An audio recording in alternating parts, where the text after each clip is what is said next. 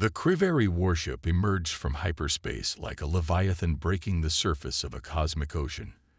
Its crystalline hull reflected the light of Earth's sun in prismatic patterns, a display that would have been beautiful if not for the implied threat in its positioning.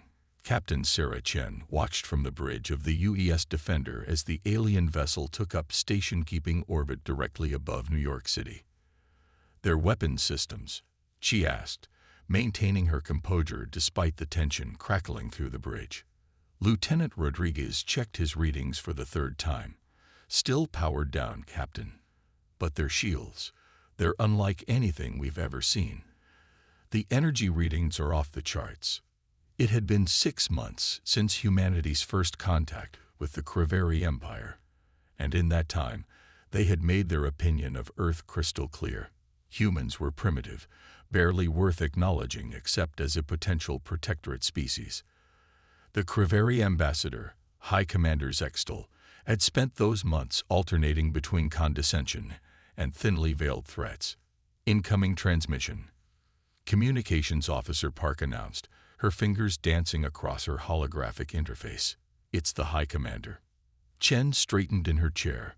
On screen, the image that materialized showed a being that seemed to be made of living crystal and shadow. Zextal's translucent features caught the light in ways that made human eyes struggle to focus, a trait that Chen suspected was deliberately evolved for psychological warfare. "Captain Chen." Zextal's voice resonated with artificial warmth. "I trust you've received our notification regarding the implementation of the protection protocol." Chen's jaw tightened. The protection protocol was nothing more than a thinly veiled occupation strategy. "High Commander, Earth's government has already expressed our position on this matter. We are not seeking protection." "Your position has been noted," Zextal replied, amusement evident in his multifaceted eyes. "However, the Grand Council has determined that Earth's technological development must be guided. For your own safety, of course. The galaxy is a dangerous place for primitive species." Before Chen could respond, new alerts flashed across her tactical display. Rodriguez's voice carried an edge of panic. "Captain, multiple hyperspace signatures detected. They're surrounding Earth's orbital positions." 15 more Kriveri warships materialized in perfect formation around the planet. Each one was easily twice the size of the largest human vessel, their crystalline hulls forming a net of deadly beauty above the Earth. "As you can see," Zextal continued, "resistance would be unfortunate. Accept our protection, and your species will be permitted to develop under our guidance. Refuse, and we will be forced to demonstrate why the Kriveri Empire has maintained peace in this sector for 10,000 years." Chen's mind raced through options, each one worse than the last. The Defender was humanity's most advanced warship, but against 16 Kriveri vessels, it would be suicide. Yet something in Zextal's tone, in the careful positioning of his ships, caught her attention. "You're afraid," she said suddenly, the realization crystallizing in her mind. Zextal's features shifted, the equivalent of a frown. "Excuse me. This show of force, the rushed implementation of your protection protocol. You're not here because we're primitive. You're here because something about us scares you." The High Commander's crystalline form darkened slightly. "Your species' tendency toward delusional self-importance is precisely why you require guidance." "Then why 16 warships for a primitive species?" Chen pressed. "Why not send a diplomatic delegation? Unless you've seen our potential. You've recognized that given time, humanity might become something you can't control." "Enough."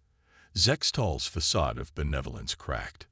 "You have one planetary rotation to submit to the protection protocol. After that, we will begin orbital pacification procedures."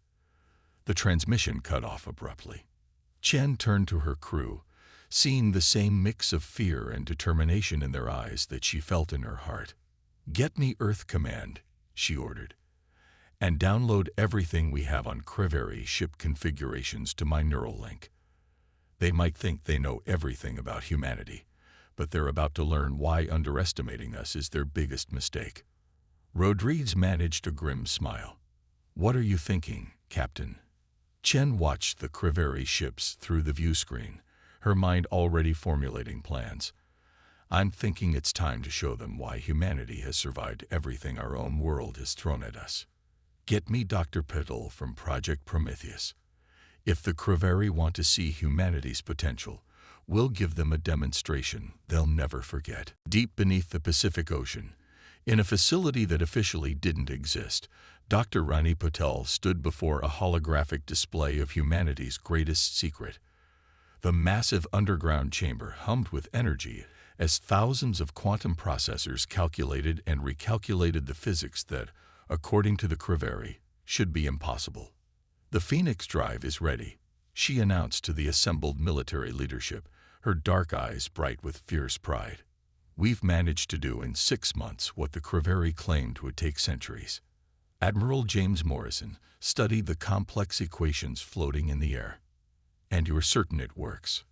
"We've successfully tested it on unmanned vessels," Rani replied, manipulating the hologram to show test footage. "The drive doesn't just break the traditional laws of physics, it ignores them completely. While the Criveri use crystalline technology to punch through space, we found a way to step outside it entirely." Captain Chen, newly arrived from her orbital confrontation, watched the footage with intense interest. A small test vessel seemed to flicker and vanish, reappearing instantly at its target destination. No hyperspace window, no energy signature, just there and gone like a ghost. "How is this possible?" Chen asked, stepping closer to the display. Rani smiled. "We took inspiration from quantum entanglement.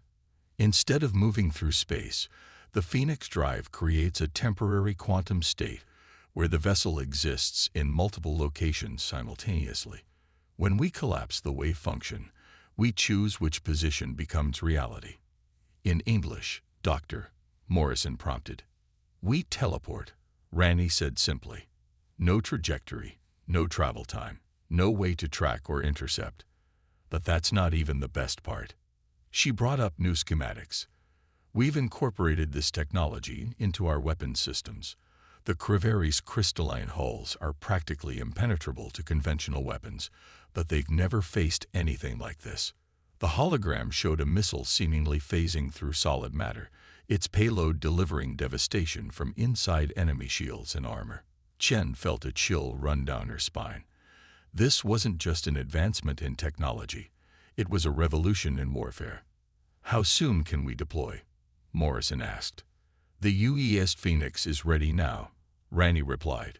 "We've been building her in secret since first contact, incorporating everything we've learned about Criveri technology.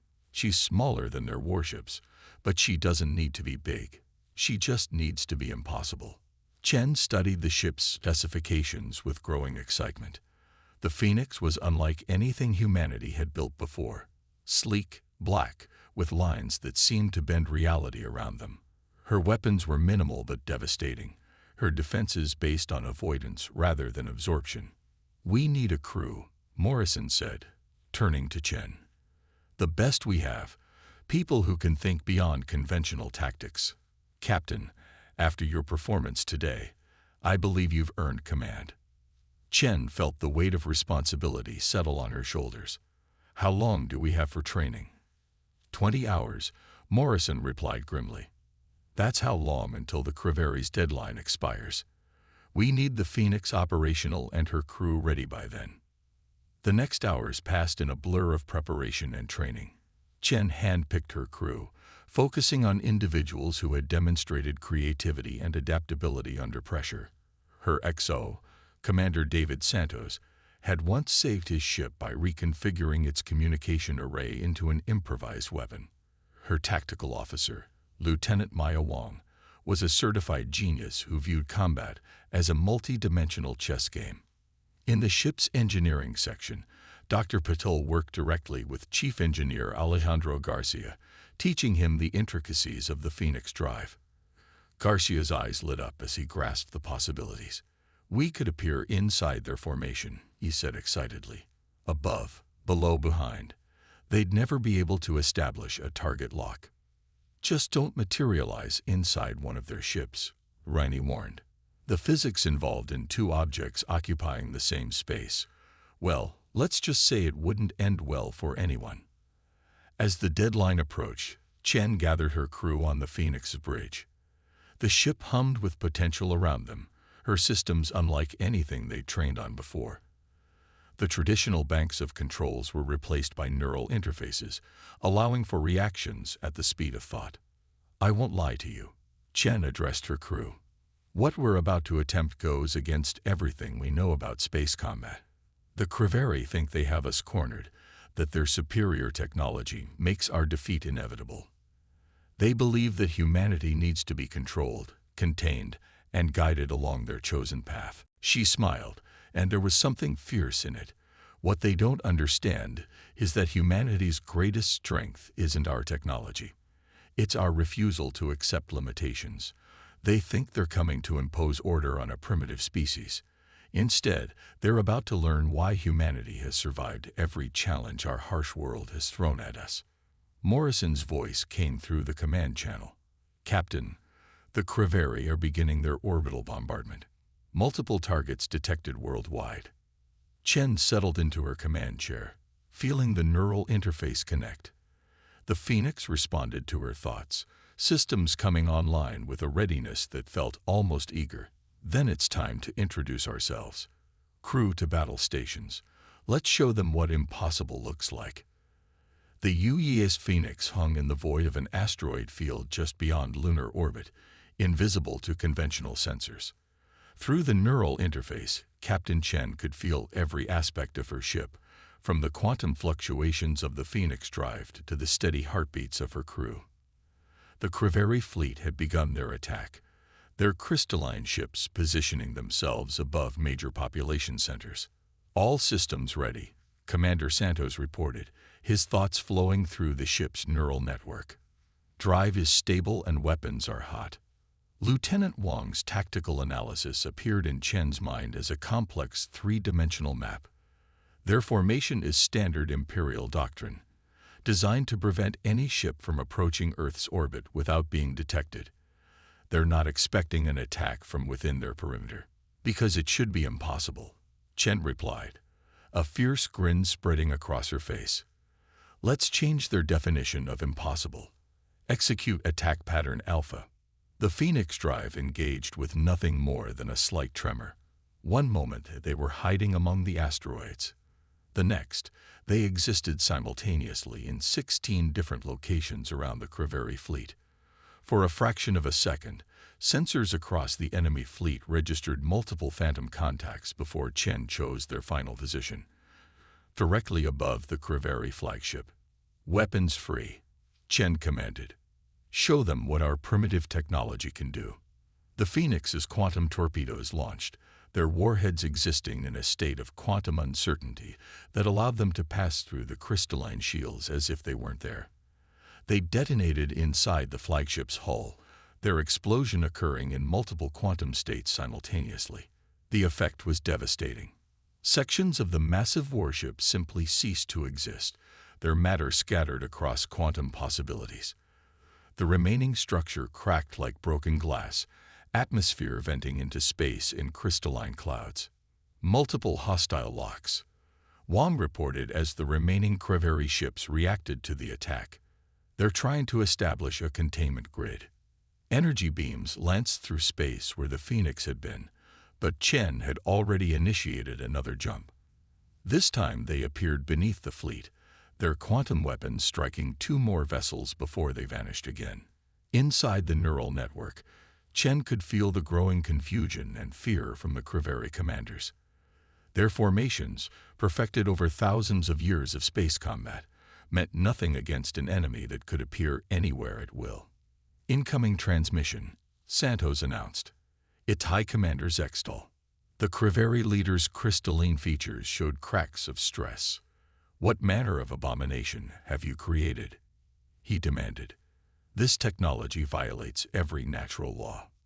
We prefer to think of it as expanding the possibilities, Chen replied calmly. You assumed we would develop along the same paths as other species, never considering that our primitive perspective might see solutions you've overlooked. You cannot be allowed to possess such power, Zextal declared. All ships, execute Protocol Omega. Destroy that vessel at any cost. The remaining Creveri ships began to shift, their crystalline structures resonating at frequencies that distorted local spacetime. They're trying to create a quantum interference field, Chief Engineer Garcia reported. If they succeed, it could destabilize the Phoenix drive. Chen processed this information through the neural interface, combining it with Wang's tactical analysis. The Creveri were desperate, using techniques that put their own ships at risk. But in their desperation, they had made a critical mistake. They're so focused on preventing our quantum jumps that they've compromised their own structural integrity, Chen realized. Lieutenant Wang, target the resonance points. Mr. Garcia, prepare to execute a multi-state jump on my mark. The Phoenix shimmered into quantum uncertainty once more, this time appearing in 4 locations simultaneously. Each position was precisely calculated to exploit the weaknesses in the Creveri's defensive strategy. Quantum torpedoes launched from all 4 positions, their warheads phasing through the distorted spacetime. The results exceeded even Chen's expectations. The quantum interference field backfired spectacularly, turning the Creveri's own defensive resonance against them. 3 ships shattered instantly, their crystalline structures unable to maintain coherence. 4 more suffered catastrophic systems failures as quantum uncertainty cascaded through their hulls. High Commander, Chen transmitted to Zextal's crippled flagship, I suggest you reconsider your position on humanity's need for protection. We've demonstrated that we can defend ourselves quite effectively. For several tense moments, there was no response. Then, slowly, the remaining Creveri ships began powering down their weapons. Zextal's voice, when it came, carried the weight of shocked realization. The Grand Council will hear of this, he warned, though his tone had lost its earlier condescension. Your species has proven more innovative than anticipated. We're full of surprises, Chen agreed. Now, shall we discuss the terms of your withdrawal? And this time, let's approach the conversation as equals. As the adrenaline of battle faded, Chen felt a deep satisfaction through the neural interface.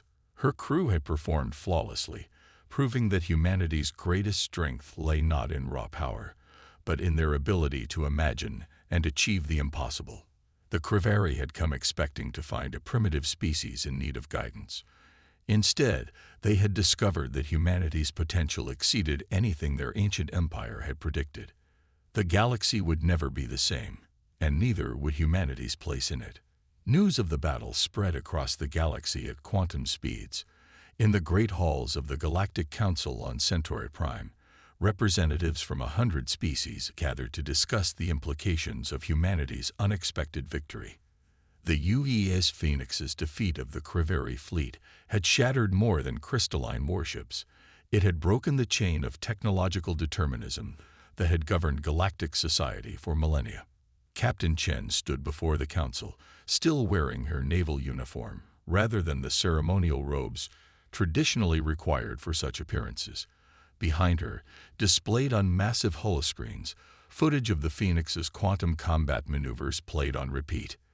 The Creveri Empire has dominated galactic development for over 10,000 years, Council Elder Vrak stated, his insectoid mandibles clicking thoughtfully. Their technological superiority was considered absolute. Yet in mere months, your species developed capabilities that they believed impossible. How? By thinking differently, Chen replied simply. The Creveri, like many advanced civilizations, became trapped by their own knowledge. They knew so much about how the universe worked that they stopped questioning their assumptions. Murmurs rippled through the assembled representatives. On one of the upper tiers, a delegation of Meridians, a species that had been under Creveri protection for centuries, leaned forward with keen interest. Explain, demanded Ambassador Tulak of the Silicon Collective, her crystalline form deliberately unlike the Creveri style. The Creveri developed their technology along purely rational lines, Chen continued. Each advancement built logically on what came before. But humanity, we dream, we imagine, we ask what if instead of just what is. Dr. Peddle didn't develop the Phoenix drive by following established physics. She looked at quantum mechanics and asked why reality couldn't work differently. The council chamber's air was thick with tension and possibility. Chen could see various species representatives huddled in urgent discussion, particularly those from worlds under Criveri influence. "And what do you intend to do with this advantage?" Elder Varax asked carefully. The Criveri Empire's stability was based on their technological supremacy. "You've proven that supremacy false." Chen smiled. "We intend to share it." The chamber erupted in chaos. Sharing advanced technology violated dozens of galactic treaties primarily written by the Criveri and their allies. But Chen raised her voice over the din. "Not indiscriminately," she clarified. "But we believe that progress comes from collaboration, not control." Earth is establishing the Phoenix Initiative, a cooperative research and development program open to all species who wish to explore new possibilities together. Ambassador Tilok's crystalline form sparkled with interest. "The Criveri will never allow this." "The Criveri are welcome to join as equals," Chen replied. "But their era of technological domination is over. Already, our scientists are working with researchers from a dozen worlds, combining different perspectives to see what new impossibilities we can achieve together." Through secured quantum channels, Chen received updates from Earth. The Phoenix Initiative was already bearing fruit. Meridian biotechnology combined with human quantum mechanics had produced breakthroughs in medical science. Silicon collective crystallography, enhanced by Earth's AI systems, was revolutionizing computer technology. Each collaboration sparked new innovations that none of the species could have achieved alone. "This is dangerous," warned one of the Criveri representatives, speaking for the first time. "Unrestricted technological development could destabilize the entire galaxy." "Change always carries risk," Chen acknowledged. "But stagnation carries greater ones." The Criveri's control didn't create true stability. It created complacency. The galaxy is vast and full of wonders we haven't yet imagined. Shouldn't we explore them together? More species were announcing their intention to join the Phoenix Initiative. The Meridians, the Silicon Collective, even some of the younger races that had been held back by Criveri restrictions. Each brought their own unique perspective, their own way of questioning what was possible. "There will be resistance," Elder Varax noted. "The old order will not change easily." "Then they'll learn what the Criveri learned," Chen replied firmly. "Humanity doesn't accept artificial limitations. We've spent our entire history overcoming obstacles, defying expectations, and achieving the impossible. Now we're offering the galaxy a chance to do the same." As the council session concluded, Chen received a priority message from the Phoenix. Commander Santos reported that long-range sensors had detected unusual activity at the edge of known space, patterns that matched no known technology. "Something's coming," Santos transmitted. "Something that might challenge everything we think we know." Chen smiled grimly. Whatever this new threat might be, humanity wouldn't face it alone. The Phoenix Initiative had changed more than just the balance of power. It had changed how species across the galaxy saw themselves and their potential. "Then we'll face it together," she replied. "And we'll do what humanity does best. We'll find a way to make the impossible possible." The quantum drive hummed to life, and the Phoenix prepared to defend not just Earth, but a new vision of what the galaxy could become when species worked together instead of trying to control each other. The old order was broken, and from its pieces, something new and wonderful was emerging. 1 year after the Battle of Earth, the UES Phoenix emerged from a quantum jump into a region of space that no human vessel had ever visited before. The sensor readings that Commander Santos had detected weren't just unusual. They were impossible by every known law of physics, which made them exactly the kind of challenge humanity had become known for tackling. Captain Chen stood on the Phoenix's bridge, but now she wasn't alone in pushing the boundaries of possibility. Dr. Venn of the Meridians monitored biological readings from her specialized station, while Crystal Mind Hillock of the Silicon Collective processed data through quantum crystalline matrices that merged multiple species technologies. The anomaly is growing, Hillock reported, her crystalline form pulsing with analytical patterns. It's as if space itself is evolving. Dr. Venn's tentacles waved in excitement as she studied her readings. The biological implications are fascinating. It's generating patterns similar to neural networks, but on a cosmic scale. The Phoenix had changed too. No longer just a warship, it had become a testament to what different species could achieve together. Meridian Biotech enhanced its neural interfaces, while Silicon Collective crystals amplified its quantum capabilities. The ship was now as much a research vessel as a defender, crewed by the finest minds from 24 worlds. Multiple contacts emerging from the anomaly, Santos announced. The tactical display showed objects that seemed to shift between states of matter, their very existence challenging fundamental reality. Chen felt a familiar thrill of discovery.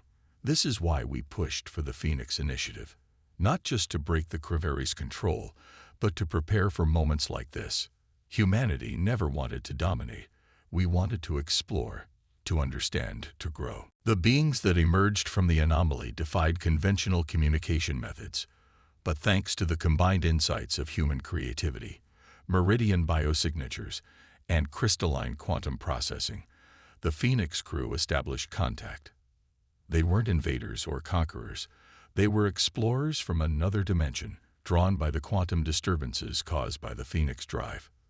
They're offering to share knowledge, Hillock translated through the crystalline matrices. But not just technological data. They want to share perspectives, ways of thinking that their reality has developed. Chen smiled. Perfect. That's exactly what the Phoenix Initiative is about. Back on Earth, the changes of the past year had transformed human civilization.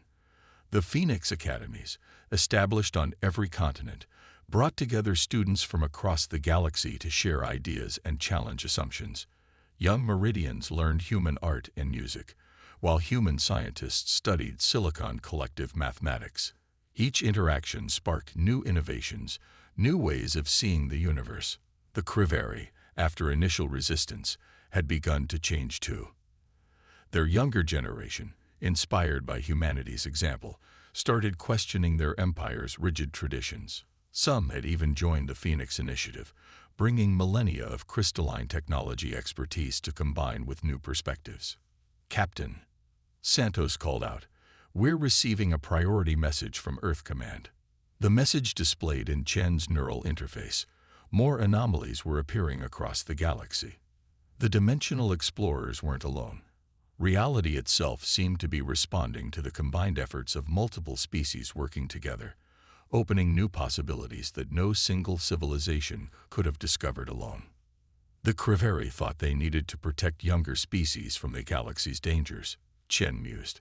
Instead, they nearly prevented us all from reaching our true potential. Sometimes, the greatest risk isn't in trying something new. It's in refusing to try it all. Dr. Patel's voice came through the quantum comm.